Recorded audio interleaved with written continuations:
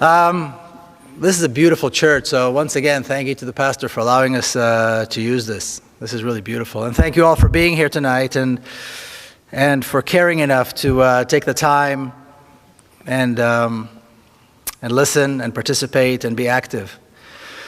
I always begin my remarks with a disclaimer, and that disclaimer is this. If anybody here came hoping to hear a balanced presentation, then they're going to be sorely disappointed. I say this because a lot of the things that you're about to hear tonight are difficult to hear. And also because I don't believe that a balanced presentation on this topic is possible. Anybody that cares enough to speak about this probably has a very strong opinion one way or the other. Almost everybody has feelings and strong emotions on this issue one way or the other. For me, it's deeply personal. And the issue itself is not a balanced issue. There is no balance in this issue. So therefore, I say this because there cannot be a balanced presentation on this. And I think if anybody claims that their presentation is balanced, they're either misleading themselves or they're misleading their audience. This whole issue of Israel and Palestine is covered in so much myth. And there's so much double standard when people talk about this issue. And I'll give you two examples. I don't know if you heard Bibi Netanyahu's speech at the United Nations. I heard it not live, but after he actually delivered it. And he began it with probably the two most striking examples of myth and double standard. And he began by talking about the right of return of the Jews to their ancient homeland. And of course, the Jews that so-called returned to their homeland were not exactly the same Jews who were expelled from their homeland, right? Because these were expelled a couple of thousand years before that.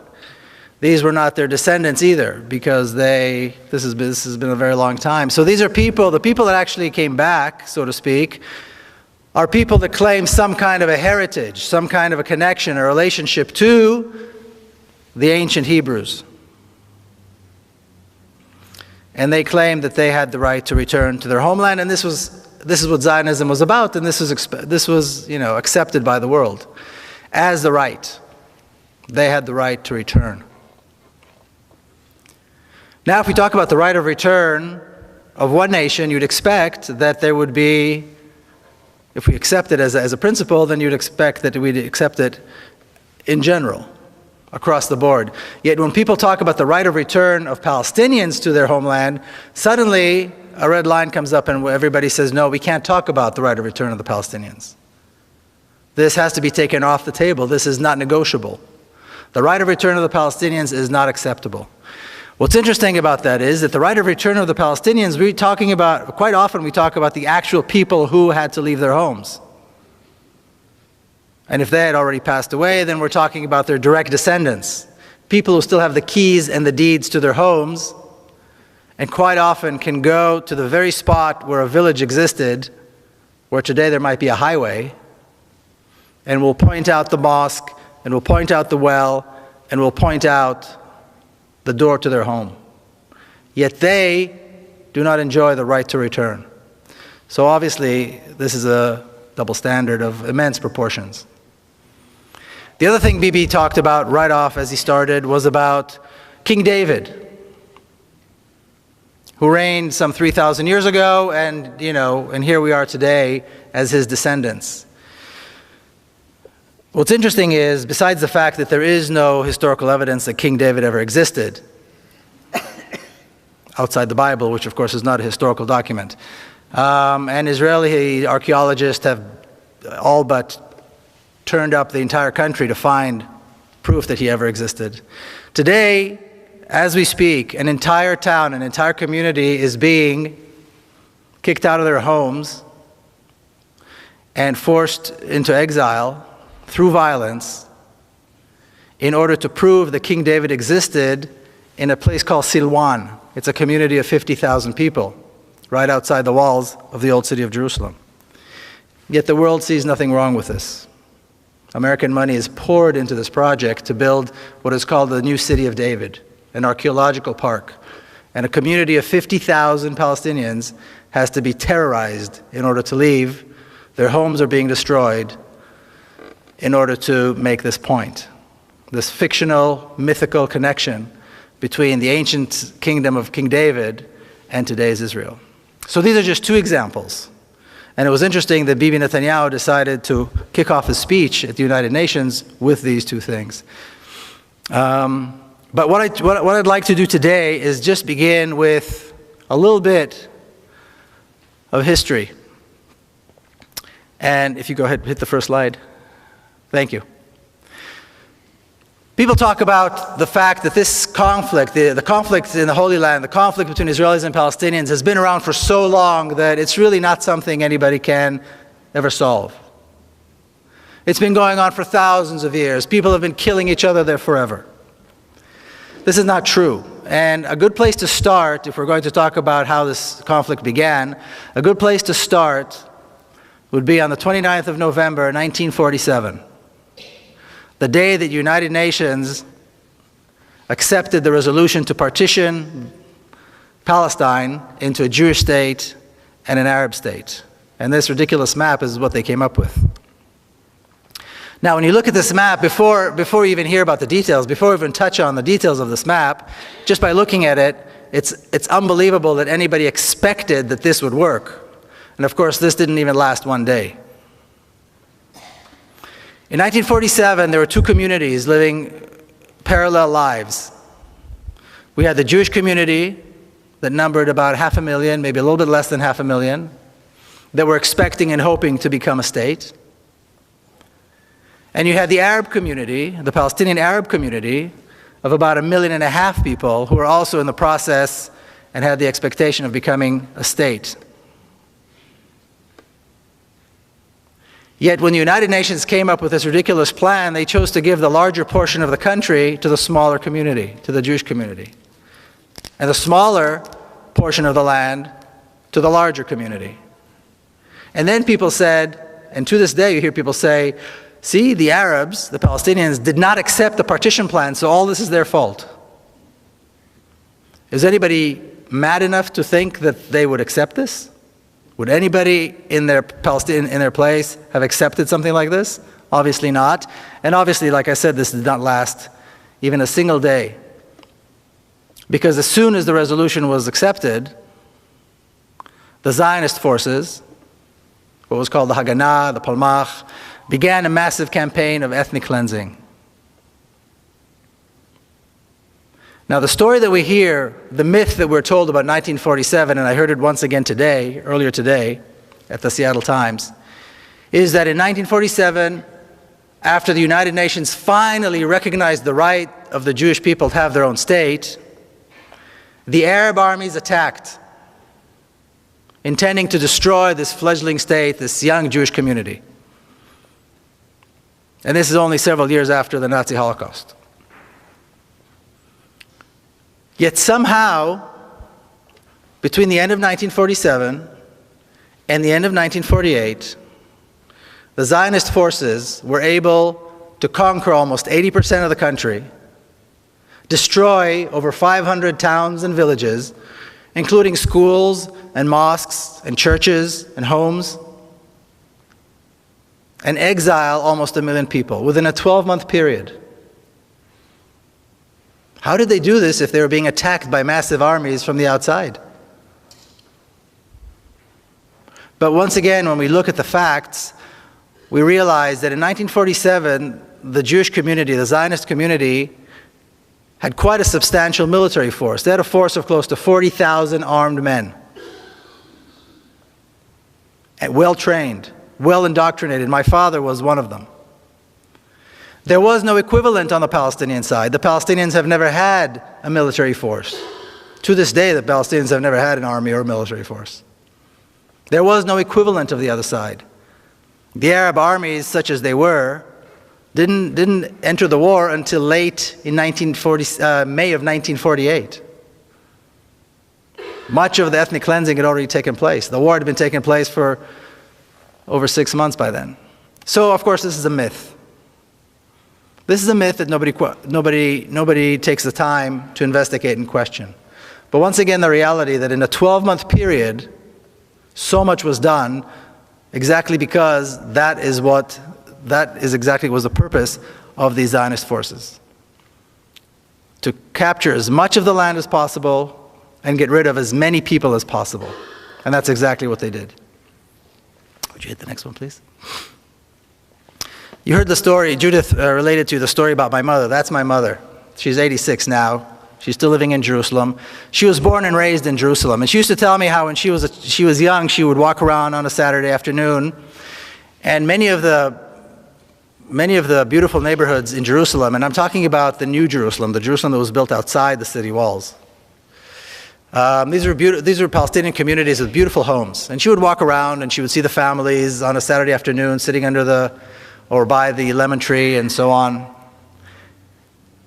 And then in 1948, she was living still in Jerusalem. These communities were forced to leave. Their homes were given to Israeli families. And she was offered one of these homes, and like you heard, she refused. The thought of taking another family's home just did not sit well with her. And then she saw the looting, and she still, to this day, when she talks about it, you can see that she feels such a sense of shame. But what's interesting is that I remember hearing this story as a child many, many years ago and over a very long period of time. And it wasn't until I was actually working on the book and I spoke to her about this again that I realized why this story was bothering me all those years. Because the story was bothering me. There was something about it that was troubling. And only now I realized it was troubling because it contradicted the national narrative. It contradicted what I learned in school. That the Arabs attacked, we won, they left, and we get the spoils. So what's wrong with taking their homes? If this is the truth, then there's no wrong in taking their homes. They attacked, and we won. It's fair enough. But once again, like I said, hearing the story in the back of my mind over and over and over again kind of troubled me. And this is exactly why. The truth lays in the personal story, not in the national narrative. Can you hit the next one, please? The title of the book is The General Son, and then the subtitle is Journey of an Israeli in Palestine. So the general son is a big part of who I am, and this is my father as a general. Now, after the state of Israel was established and the Jewish militia, the Zionist militia became the Israeli army, he remained as an officer and had a very long and interesting military career. 20 years later, 1967, the drums of war were beating. He was already a general. And a lot has been written about what happened in 1967 and why the war broke out and who actually started the war and why. A lot of books have been written about this, movies have been made about this, and it's an interesting period. Now, just kind of to touch on the history, some of you I'm sure recall, the Egyptian President Nasser decided to kick out the UN peacekeeping forces that were in the Sinai Peninsula that divided Egypt from Israel. And he entered against the ceasefire agreement that existed between the countries. He entered Egyptian troops into the Sinai Peninsula. The generals saw this as a cause for war, as a legitimate cause for war. And they pushed for war. The Israeli cabinet, however, was not, they were hesitant. They were not so eager to start a war. And this tug of war began between these two groups. It was a very interesting difference between these two groups because the cabinet members were older. They were in their late 60s, early 70s, most of them. They were born in exile. They came with this whole baggage of exile, of pogroms. And this is only 25 years after the Holocaust, and they carried all this, and they were worried that a war might lead to another Holocaust. The generals, however, were in their early 40s. Almost all of them were born in Palestine. Almost all of them were members of the Zionist militia in 1948. And they were what I like to call the new Jew that the Zionists wanted to create. Full of testosterone and very assertive and willing and ready to fight.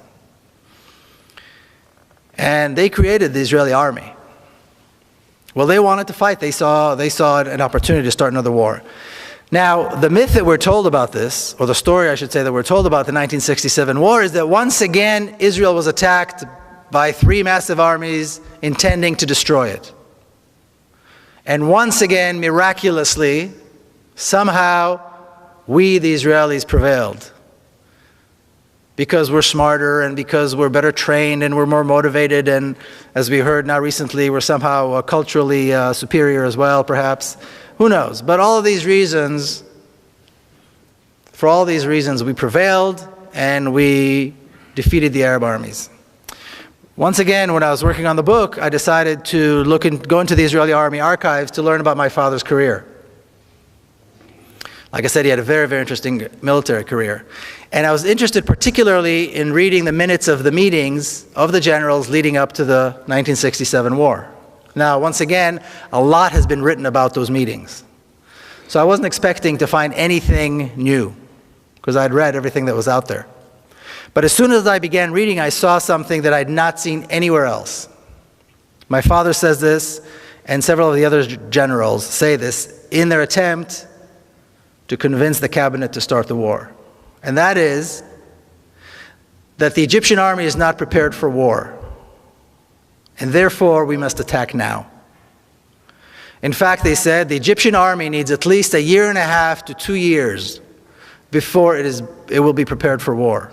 So we have a tremendous opportunity now to once again, this will be the third time, to destroy the Egyptian army.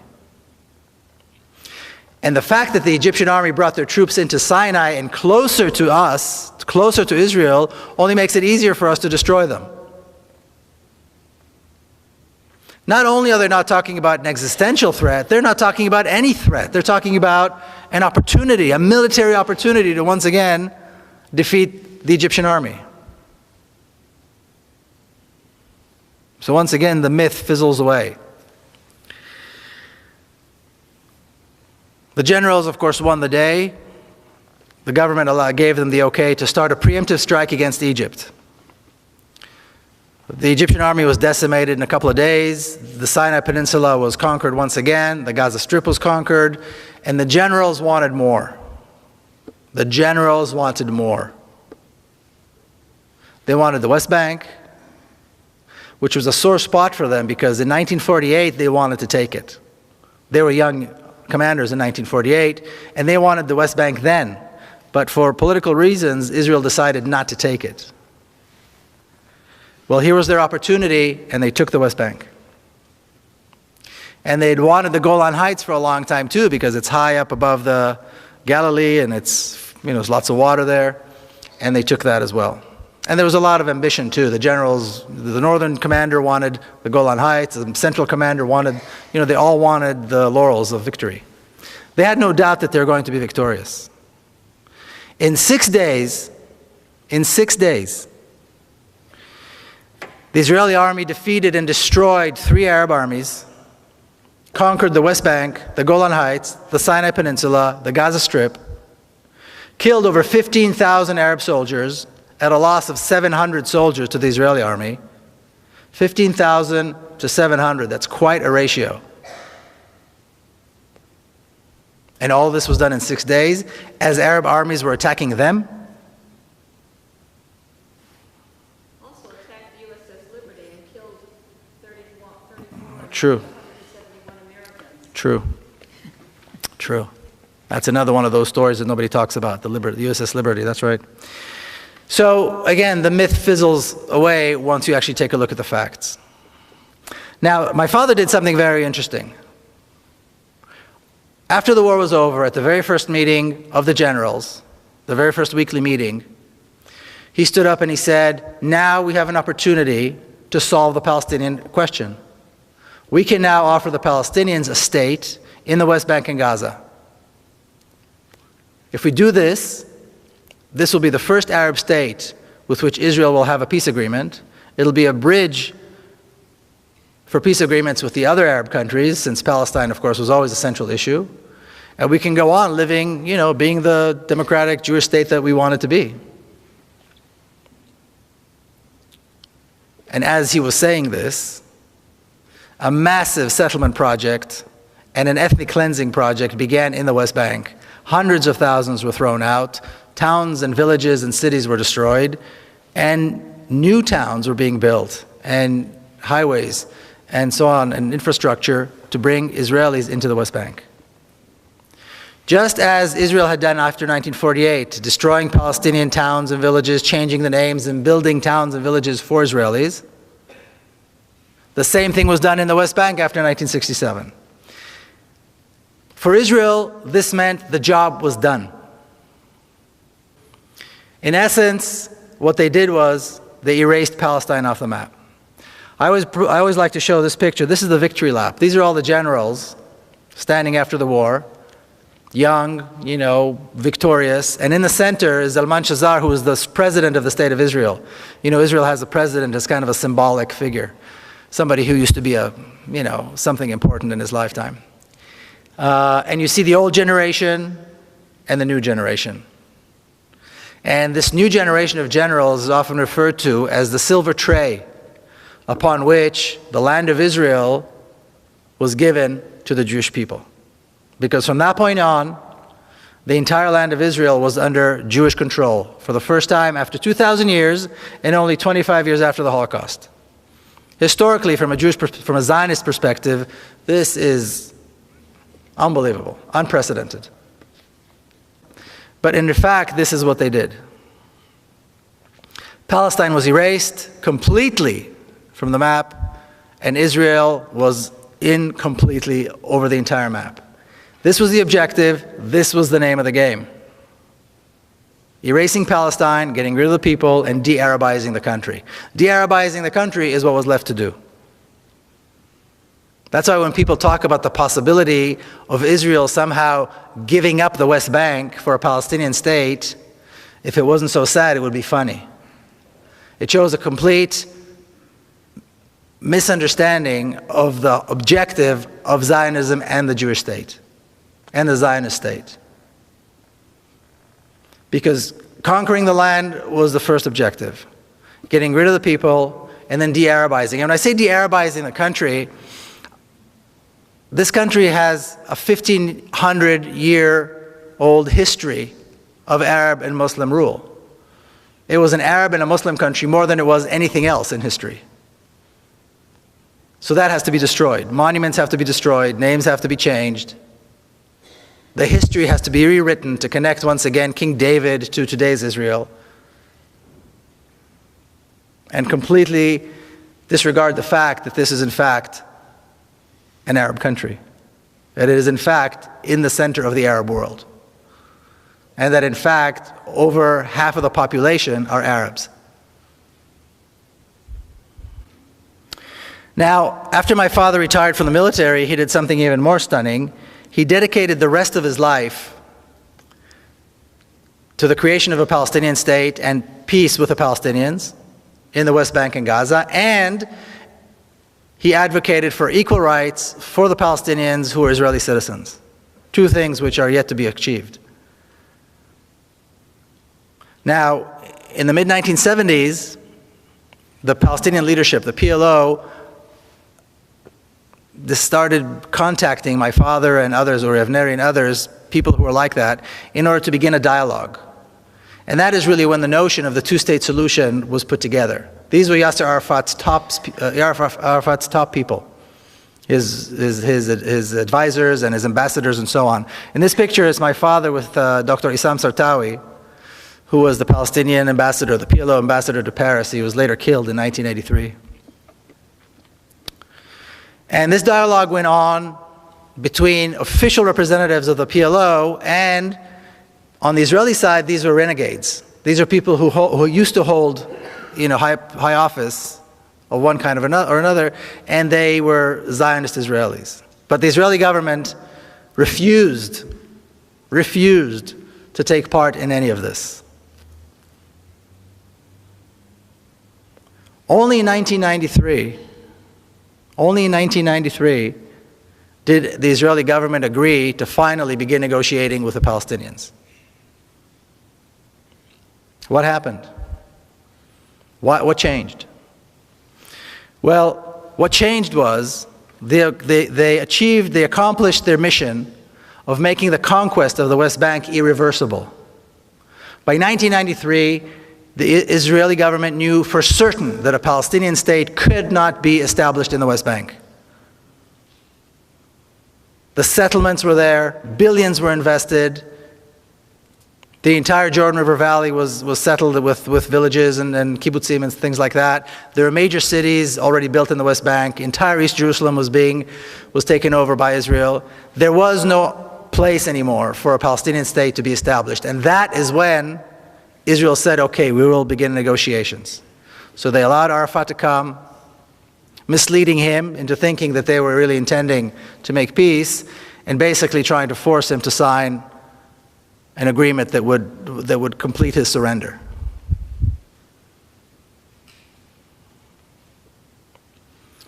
But once again, when we hear people still talking about the notion that somehow there could be an Israeli government that would give up the West Bank for a Palestinian state, like I said, if it wasn't so sad and tragic, it would be funny.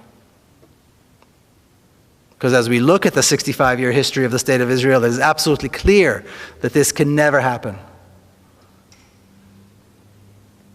Now, later on in the year 2000, I'm sure you recall, President Clinton invited Barak and Arafat to Camp David to somehow solidify a peace agreement. Or so he said. What they tried to do is force Arafat once again to surrender, which he would not do. So they came out of Camp David, and President Clinton said, Arafat gave some, Barak gave more. In other words, this is Arafat's fault. And from that moment on, for the last 4 years of his life, he was vilified, and eventually Arafat died with Israeli tanks surrounding his office under siege. But the myth that we're always told is that the Palestinians are not willing to make concessions. And that is the problem. I think Mitt Romney just alluded to this as well in that little secret tape that was recorded. The problem is the Palestinians. They just don't want peace. Yasser Arafat was willing to give up almost 80% of his homeland and the right of the Palestinian refugees to return to their homeland and be compensated, all for the sake of peace. What he wouldn't do is he wouldn't go less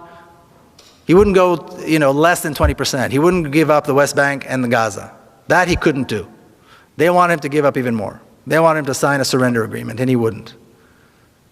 It's not the Palestinians that aren't willing to make concessions. It's Israel that's incapable of making concessions, because concessions on the land are impossible from a Zionist perspective. The whole name of the game is taking the land and making it ours. And this is exactly the process that took place. Please. Now, once again, like I said, the book goes in and out of my own personal family's history and the history of the State of Israel and how the two are related. This is a picture of my niece, Madar. And on September the 4th, 1997, she was killed. 2 young Palestinians blew themselves up in Jerusalem, took their own lives, and the lives of several Israelis, including her. She was 13 years old. So when a 13-year-old little girl that you know and love gets killed like this, you don't really know what to do. You don't know what to think, you don't know what to feel, you don't know how you're going to get back to life after that. Now, she was a granddaughter of a famous general, so this was big news. On top of that, she was also the granddaughter of Mr. Peace with Palestine. And now look what they did to him. Look what they did to his granddaughter. My father had already passed away by then. So this was big news. And when I landed, when I arrived in Jerusalem, my sister's house, on the ground, I saw the morning paper, and on the front page it already said the granddaughter of General Peled was killed by Palestinians. And my sister's apartment was packed with mourners, of course, people who came to express their sorrow, but also reporters, endless stream of reporters. And after the funeral, she came out to greet and see everybody. She said 2 things that put me on a path, and I think it put her on a path, and many of us kind of helped us to wrap our heads around this unspeakable tragedy. The first thing she was asked, of course, is about revenge and retaliation.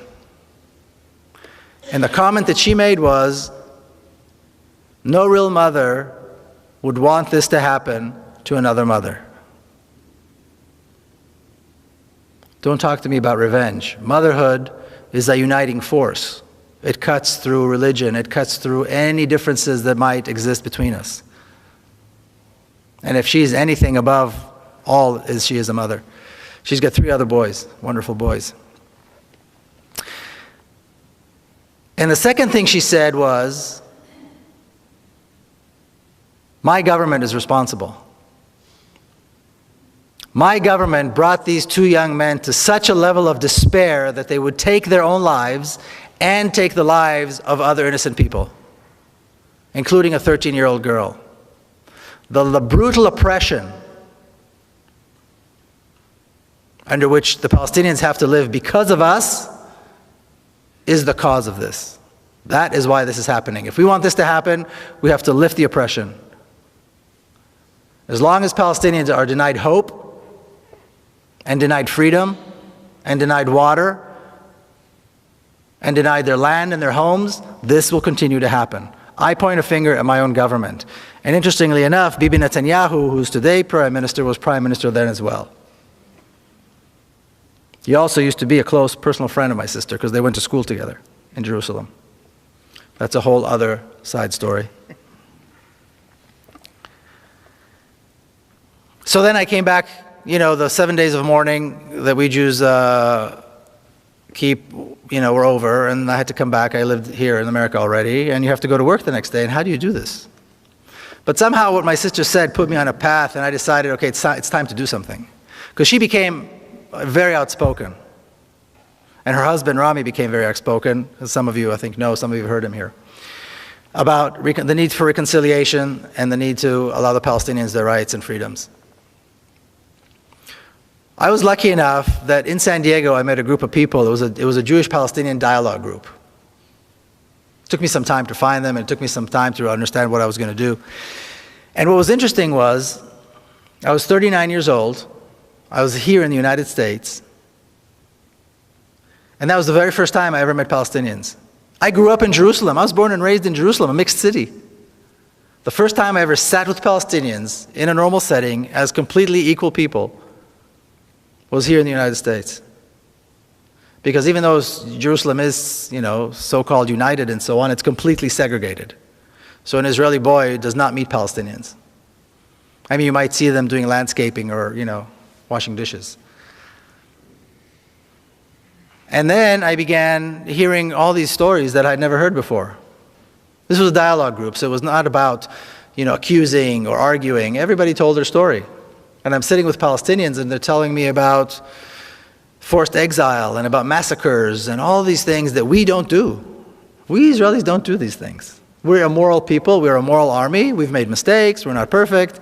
But basically, we don't do these things. And my good fortune was that I was around a group of people, mostly Palestinians, who helped me go through this transformation. It's like learning, I don't know, it's like having your teeth pulled out without anesthesia. It's so painful. You suddenly learn that everything you know is not true. And coming from my background with my family history, that was very painful. But they were very gracious and very generous in the way they kind of led me through this. And I'm forever grateful to that Palestinian community in San Diego for, you know, carrying me along. It took several years. The way now I talk about it like it was easy, but it was very difficult and it took a very long time. And then I became active. And then I started visiting Palestinian communities inside Israel, and I would visit the West Bank, and I began learning more and more about the issue. Would you hit the next one, please?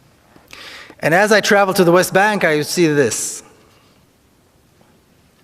If you've been to Kalandia or any of the major checkpoints, you see the sign. It's about the size of one of these walls. It's a massive sign. And as you can see, it's white letters over a red background, which usually means danger. And of course, it's in Hebrew. And what the sign says is that this road leads to Area A, which is under Palestinian control. And entry to Israelis into Area A is forbidden. It's life-threatening, and it's a felony. And if you notice, there are 2 exclamation marks. So if you're not scared yet, the 2 exclamation marks will probably do the trick. Now you'll also notice that unless you can read Hebrew, this is irrelevant. It's only true if you can read Hebrew.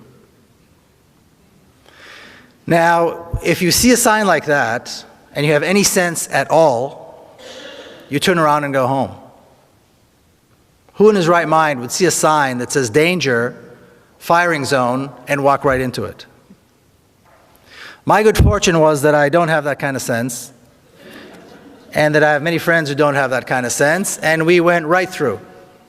And I've been going right through these checkpoints and right through that sign every single time I go visit my friends on the other side of the wall. And what's interesting is I always see the same thing. From the very first time all the way to today, it's been several years, every time I cross that wall, every time I cross the sign, I see the exact same thing. I see traffic jams. I see children going to school, which is probably the most common sight in Palestinian areas, is children coming and going to school. I see people going to work. I see shops. I've yet to see the Palestinians that want to kill me. I've yet to see the Palestinians ready with machine guns and tanks and F-16s ready to bomb me because I'm an Israeli. I've yet to see that.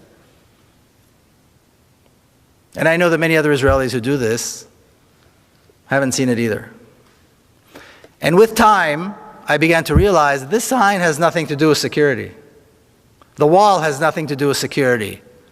The massive armed Israeli forces along the road have nothing to do with security.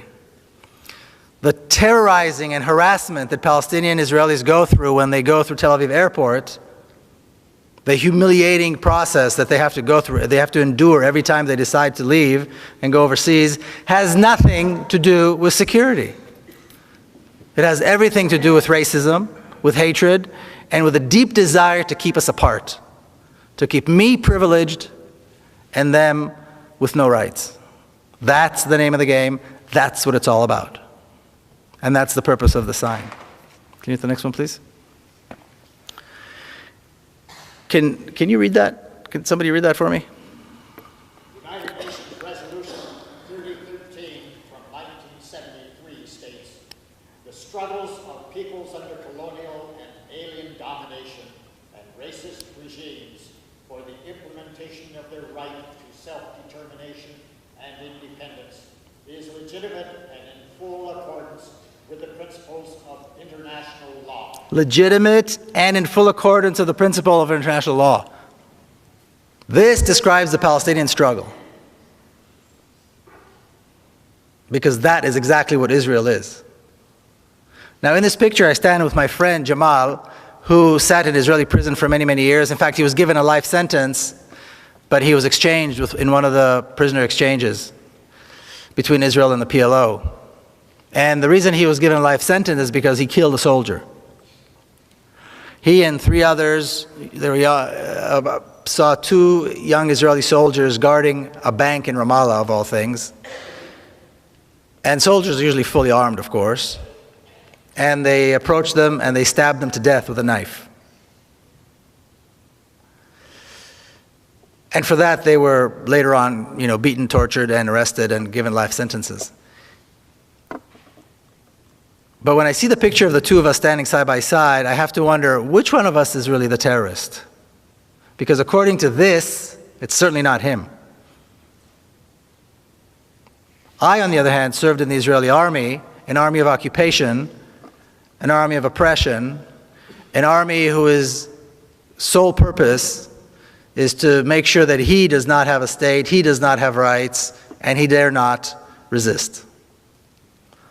So yes, my army has uniforms and commanders and generals, but which one of us is really the terrorist?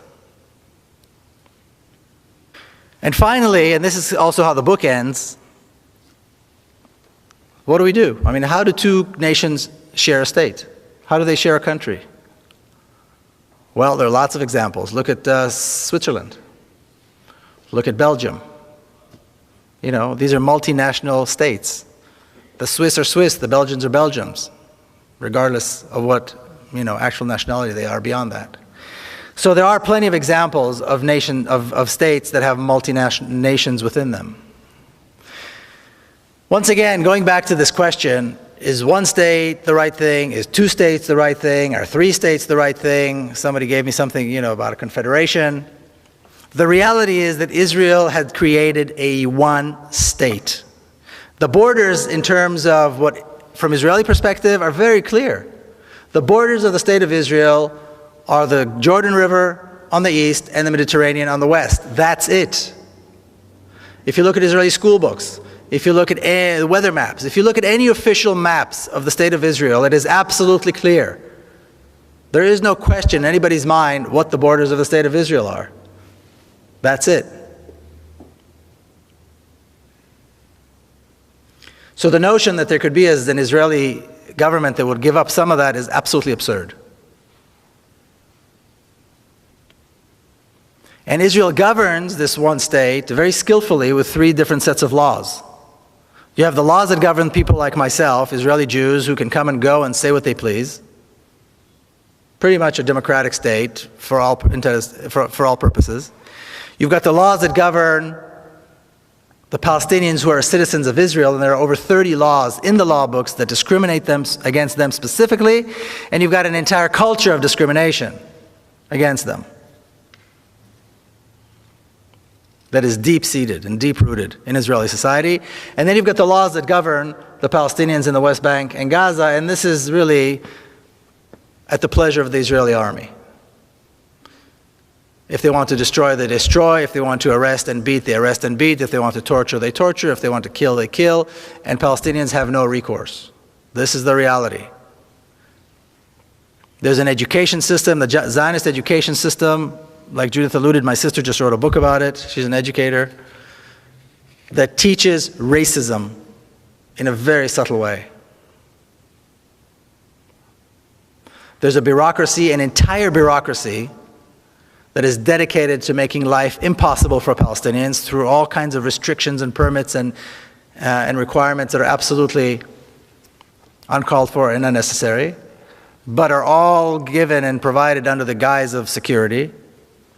And then you've got the Israeli army, which I like to refer to as one of the best trained, best equipped, best fed terrorist organizations in the world. And yes, they have generals and they have nice uniforms, but their entire purpose is terrorism. And just as one example, I'll give you one example. Almost exactly 4 years ago, as Israel began its attack on Gaza, September the 27th, 2008, at 11:25 in the morning, what I refer to as the most shameful day in the Jewish history, the most shameful day in the history of the Jewish people. Israel began carpet bombing Gaza, and on the first day of what was to be a 21-day attack, they dropped 100 tons of bombs. Okay, a 1-ton bomb will decimate an entire city block. Gaza is one of the most densely populated places in the world.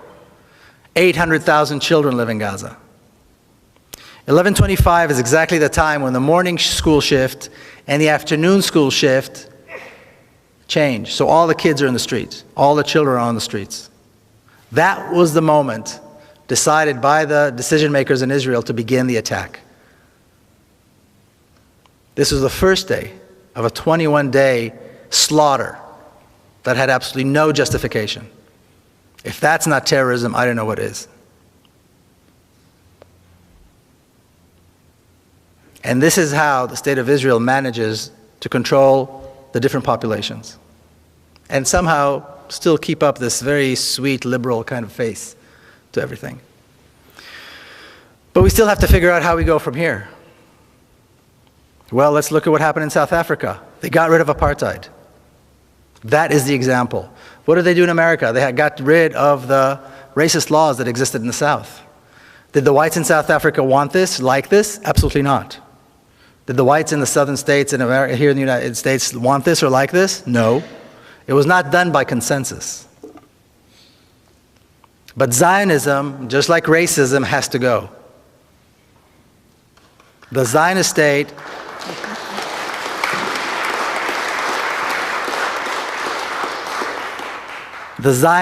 has to be replaced with a democracy. Equal rights. We have 5.5 million Palestinians, about 6.5 million Israelis. There's absolutely no reason in the world why they can't live together as equals. Now, often when Jewish people hear this, especially if they support Zionism and support the State of Israel, they go, see, you're talking about genocide. you're talking about another Holocaust. That's just an excuse. There's no reason to assume this is going to be violent. There's no reason for a transfer of power to be violent. Evil dictatorships can be, and evil regimes can be replaced by democracies without violence. It's happened before. There's no reason why it won't happen again. I just heard this thing today about the vast differences between Israelis and Palestinians, cultural differences, the cultural superiority of the Israelis. I've never heard such nonsense in my life. The two societies could not be more similar. Their languages are similar. Their religions are similar. More than half Israelis, more than half of all Israelis are descendants of people who came from the Middle East. They're descendants of Arab Jews who came from Iraq, who came from North Africa, who came from Yemen. Arab culture is part of who they are. When Baghdad was being bombed, you had old Arab Jews from Baghdad in Israel crying that their city is being bombed. There are no differences. And the likelihood of both populations seeing their common cause and seeing their common goals as outweighing any differences that might exist between them is far greater than anything else. And then young Palestinians and young Israelis can grow up and have a future and live in a real democracy and do great things, because this is a beautiful country. And it's got a lot of possibilities. So the name of the game has to be democracy and equal rights, not anything else. All right, thank you all very much. The first one was, is the sale and purchase of land a viable function, and does it follow the rule of law? I'm assuming that means for Palestinians. And then, does Israel use the right of eminent domain, or is the land seized with no legal process? How strong is the opposition within Israel to what appears to be an impending attack on Iran by Israel? That's 3 questions, okay? Let's do one more. One more, okay. Is Bibi really serious about attacking Iran, or is this a sideshow in order to avoid dealing with the Palestinians? Okay. I'm saying I'm no legal expert, so I don't really know about this eminent domain and sale of land and so on. So I'm not sure how to. I will say this, and I don't know if it answers the question or not, but in Israel, the land is all owned by the state. So in essence, there's no private property. When you buy land, you're actually leasing it from the state. So, and every 49 years, you have to lease it again for either 49 years or 99 years. That's kind of how that works. So what they try to do, like after 1948, they passed a law that meant that all of the absentee property is the property of the people who were thrown out and then left as absentees, they were absent somehow. The law passed that made it permissible for the state to take over the land. Then they passed another law that made it illegal for the Palestinian refugees to return and claim their land. So that's how that works. I don't know if that answers the question, but like I said, I'm no legal scholar. Is there opposition in Israel to an attack? You know, and is Bibi serious about the attack? The whole Iran issue, in my opinion anyway, is a smokescreen. It was designed very cleverly, and it's used very cleverly by Netanyahu and his government to shift everybody's attention from Palestine to some other fictional threat. And it's been very successful. I mean, the United Nations General Assembly, nobody talked about Palestine. You know, everything was about Iran, the threat on Iran, attack Iran, the bomb Iran, don't bomb Iran. Thousands of political prisoners in violation of international law sit in Israeli prisons. Palestinian children get less water than Israeli children. Palestinians are kicked off their homes and their land is being taken and their towns are being destroyed every single day. People are being killed, shot and killed in nonviolent protests in the West Bank every single week. How can you talk about this nonsense, though, when there's a threat of an the Iranian nuclear threat? And they managed to manipulate this. So I don't think he's serious. I think he would be politically insane to let go of this wonderful card. But as long as he can keep talking about an Iranian threat, people are not going to talk about Palestine. What's the point of attacking Iran? What will that give him? Politically, it gives him nothing. Militarily, it gives him nothing, because there is no threat. And then he's going to have a problem. This way, he's got this issue, and he's had it for several years, and I don't think he'll give it up. So I don't think he's serious about it. That's not to say that there is no possibility that something might happen, but I can't imagine that he would do that. And you know, people in Israel are basically scared. I mean, what do people know? People know what they read, what they hear in the paper. Every day, the headline, somebody says something about Iran.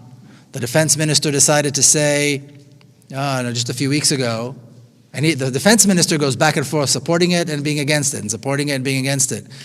And so a few weeks ago, there was a headline saying, quoting him as saying,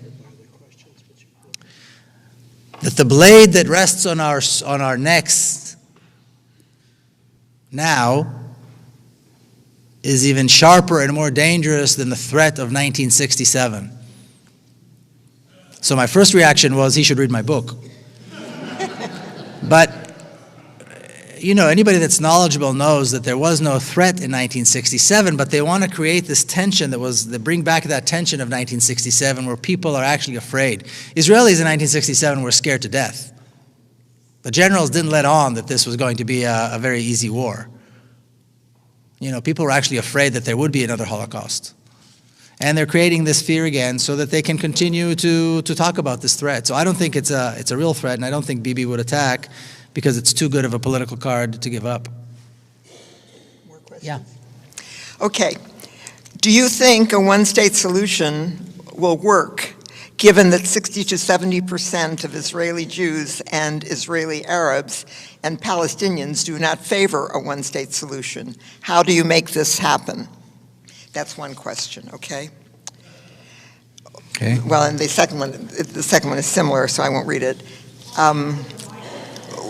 Where did this land-grabbing, this is a biggie, racist Zionist philosophy come from? And where did the suicide bomber phenomenon come from? And Whoa, let me write this down. and how could you live your whole life in Israel, serve in the military, and not see what you now see? Oh, easy. Okay. Is that three good ones? Yeah, that's good enough. Yeah. Well, I don't know that such a large number of Palestinians don't want this two-state solution. I talk to a lot of Palestinians, and I haven't done any statistics, but a lot of Palestinians that I talk to realize and see no problem with it. So I don't think there's going to be that big of an opposition on the Palestinian side to this at all. There will be opposition, of course, on the Israeli side, because when you're privileged, you don't want to give up your privileges. You know, we, the Israeli Jews, are privileged in this society. And the privileges that are given to us by the state are part of the attempt to set us apart from the Palestinians. So if I break the law in Hebron, and a Palestinian breaks the exact same law in the exact same spot, the laws that govern the state of Israel, which are, regular, conventional law, applies to me. Israeli military law applies to the Palestinian. If I participate, or I should say when I participate in protests in the West Bank and I get arrested, everybody knows how it's going to end. I go home at the end of the day. I might get roughed up a little bit, whatever, but at the end of the day, everybody knows I go home. Because I'm an Israeli Jew. Palestinian that gets arrested will be beaten, will be tortured, and will be kept in prison as long as the local commander wants him in prison. It could be a day, it could be a week, it could be a month, it could be a year, without charges and without a trial. And then 6 months later, I get a letter from the police saying that the case was closed because of something, some technicality. So Israelis are not going to want to give up this privilege, but I think whites in South Africa didn't want to give up their privilege, and whites in America didn't want to give up their privilege either, but they're going to have to. Things like this are not done as a result of a consensus. That's why there are pressures. That's why there's BDS. That's why there's a non-violent resistance. That's why we have events like this. That's why more and more American Jews are breaking away from Zionism and coming and organizing events like this. And whether they like it or not, this is the transformation that's going to take place. People ask me, well, I'll tell you a little story. I was asked, I spoke at an 8th grade class. A friend of mine is a teacher of this really nice, special kind of a school where kids actually learn about stuff. So it's an 8th grade class, and they're learning about this issue. And they've been learning about it for a few weeks, and they wanted me to come and speak. And they took a poll among themselves asking how many of them think there will be a solution in their lifetime. A peaceful solution in their lifetime. These are 8th graders. They're 13 years old. 80% said no. So when I came to speak, I said, well, let's see if I can't change your mind. Because it's all a question of what you know. And I explained to them about the similarities about the societies and all the possibilities that exist once the state of Israel is transformed into a democracy. If I didn't think this was possible in my lifetime, I wouldn't be doing this. If I wasn't completely confident that this is actually going to happen, I wouldn't be doing this. So Israelis aren't going to like it, but they don't need to like it. That's kind of the way these things are. But I think Palestinians, the impression that I have, and I'm there a lot, is that Palestinians actually do favor this. Okay, there's 2 questions here. One is about where did Zionist philosophy come from? Well, in the turn of the 19th century, there was, this nationalism rose, and all these little groups decided that they were going to become nations. And my grandparents were part of that. They were Jews, and they were in Eastern Europe, and they suffered from pogroms, and they suffered from all kinds of discrimination and racism against Jews and anti-Semitism, and they thought, well, maybe this is a good idea. And when Zionism began, there was a whole scope of Zionisms. There were Zionists that believe in a democracy and that Jews and Arabs would live together. They didn't, in their wildest dreams, imagine that they would kick out people from their homes. And then there were other Zionists who later on became the mainstream Zionists, led by people like Ben Gurion, who was Israel's first prime minister, that were radical, racist, and violent. And they won the day. And they gave the tone, and that's why Zionism is what it is today. Racist, violent, militant, and non-compromising. But that tone was given by Ben Gurion and people around him. So that's where that came from. And where did suicide bombers come from? I don't know that suicide bombing is a philosophy. I mean, there are 5.5 million Palestinians who live inside of Palestine. There's probably another 5 or so that live outside of Palestine. That's 10 million people. There were less than 200 suicide bombers. So it's not like, there's a rash, there's some kind of a madness of suicide bombers among Palestinians. Let's put things in perspective. And I don't know that there's a philosophy to it. I think when people are desperate enough and hopeless enough, they see their fathers being beaten and tortured, they see their sisters being shot and arrested, they see their homes being destroyed. They have no ability to go anywhere or buy food or provide water for their families or their siblings. And they see this massive army that is relentlessly oppressing them and beating them.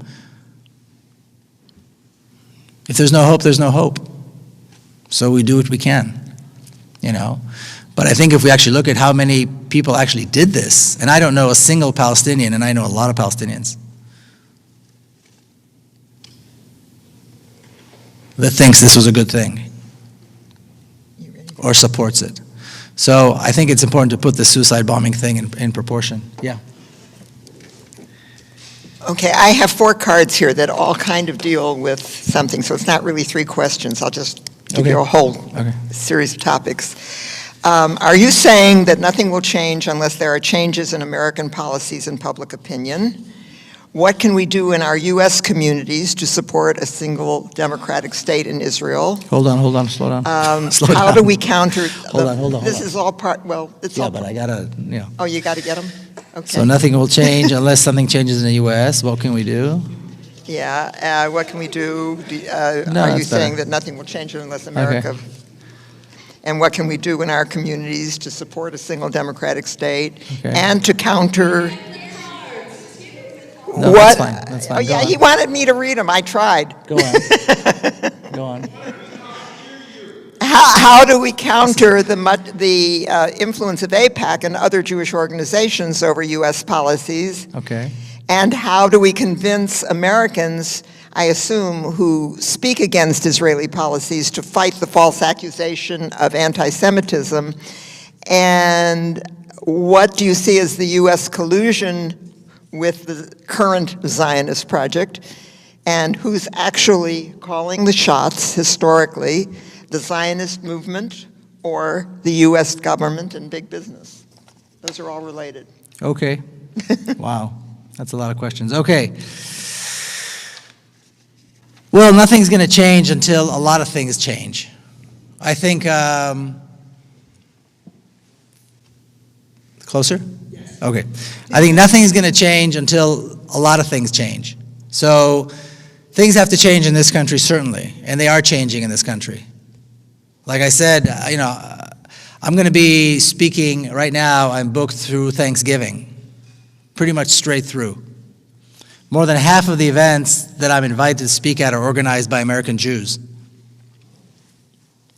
So I see a very big change in what's perceived to be, American Jewry. It's no longer this blind admiration for AIPAC and for Israel and for the whole Zionist thing. Jews are looking at the state of Israel and they say, well, this does not represent us. This is not what we stand for. Thousands of political prisoners, torture, discrimination. This is not what American Jews stand for. So more and more American Jews are moving away from Zionism, and I think that's a very good thing. So that's changing already. I also think that, certainly the United Methodists, the Presbyterian churches are doing a lot of work on this issue. And they're making big strides, and they're bringing about big changes. And I think the more Americans see Jewish people criticize Israel, the more non-Jewish people will feel comfortable. And this anti-Semitic thing, people ask me this all the time. They say, well, look, you can say this because you are you, but when we say it, they call us anti-Semitic. And my reply to that is, fine. I mean, they call me a self-hating Jew. I just got something that said I was a self-hating Jew or that I hate Jews or something. Fine, I'll take that. Now, let's talk about something else. Can you explain to me why Palestinian children get no water? Can you explain to me how you justify dropping 100 tons of bombs on children? Can you explain to me throwing people out of their homes and making them homeless? Can you explain to me yanking kids out of their beds at 2 o'clock in the morning, throwing them in prison and torturing them? Can you explain all this to me? Perhaps I'm anti-Semitic. Now you explain all this to me. What does that make you? And this has to be the conversation. Calling people anti-Semitic is a very weak weapon. It's a very weak tool. It's all they've got. But when you actually look at it, it's completely meaningless. Because they do not have an answer for all those other questions. And that has to be the issue. They're the ones who have to explain, not anybody, not you, not us. You have nothing to explain. These are legitimate questions. You supported, you danced, you celebrated when Israel was dropping hundreds of tons on bombs on 800,000 children. They were locked up in Gaza and had nowhere to go. You supported this. I'm anti-Semitic? What does that make you? You support a country that deliberately prevents children from access to water. Not to mention food and medicine and education and a home and freedom. You support that. What does that make you? How can you support this? This has to be the conversation. And I'm not suggesting it's an easy thing to do, but I am suggesting that this is how you counter AIPAC. And that's what you do here in the U.S.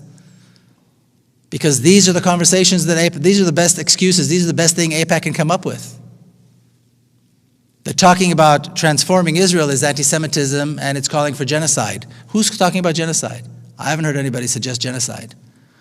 Of all the people that I've heard, and I've heard a lot of people talk about this transition, changing Israel from a Zionist state to a democracy. I've heard many people talk about, Ilan Pape who talks about it, many people talk about this.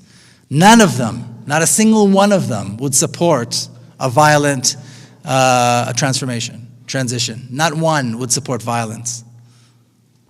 And violence is not needed. So that's how you combat AIPAC, and that's how you counter AIPAC, and that's how you convince Americans not to be afraid. Like I said, I'm not suggesting it's easy. When somebody comes back with this anti-Semitism thing, then people, pull back and they're afraid. And I can understand that. It's very hurtful. At the same time, there's a bigger issue here. So this may hurt our feelings for 5 seconds, but, let's continue the conversation. And that's what has to happen, and that's how you take over this AIPAC nonsense. The collision with Zionism is inevitable. Was it collision or collusion? Huh? Oh, collusion, I'm sorry. Well, I think it's temporary. It's temporary. I mean, America does, politicians in America do what they have to do in order to get elected. Being pro-Zionist is part of what you have to do in America if you want a political career. Either you're the president or a council member of, my city, Coronado. I mean, they're not even, it's kind of a part-time job. That's the name of the game. That's the price of doing business. So I think the president cares more about health care than about Israel. So he's going to give money to Israel so they shut up and he can pass health care reform. This is how it is. This is politics in America. And that's why a second Obama term is not going to make any change. It's not going to be different on this issue. Because he doesn't care enough and because, why bother? He's got nothing to gain. But it's going to start from the bottom. And once there's a lot going on, it's like I said to somebody earlier, it's like Vietnam. When American people decided enough is enough, Congress said enough, and the president said enough, and that was it. And Americans were out of Vietnam. But it takes that kind of a movement. And right now, it's true that on this issue, Israel calls the shots. Right now, when Israel says jump, the American politicians say how high. And then they move on to the next thing. But that's the price of doing business here in America if you want to be a politician. Is that it? I have one more question. How has your book been received in Israel? It hasn't been received in Israel. I don't think anybody in Israel read it. I've had several speaking events and I've had a couple of book launches, but they were all on the other side. One was in East Jerusalem, one was in Ramallah, and so on. And so Israel ignores this completely, and that may change. I don't know, but I haven't had any response one way or the other from anybody in Israel about the book. That's it. Yeah, that is it for questions. It is not it for signing books. Okay, no. Yes, we need to give this man an incredible amount of applause.